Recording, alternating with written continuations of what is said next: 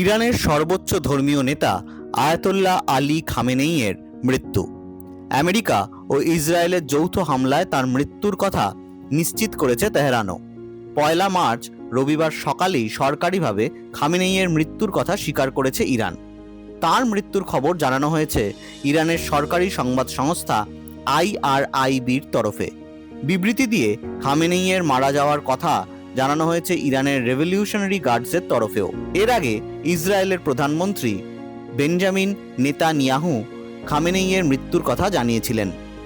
তারপর 28শে ফেব্রুয়ারি শনিবার রাতেই আয়াতোল্লাহ আলী খামেনেইয়ের মৃত্যু হয়েছে বলে দাবি করেন আমেরিকান প্রেসিডেন্ট ডোনাল্ড ট্রাম্প।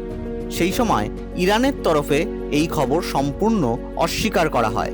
পরে ইরানের সরকারি সংবাদ মাধ্যম জানায়, খামেনেইয়ের মৃত্যু স্মরণে দেশ জুড়ে 40 দিনের রাষ্ট্রীয় শোক এবং 7 দিনের ছুটি ঘোষণা করা হয়েছে।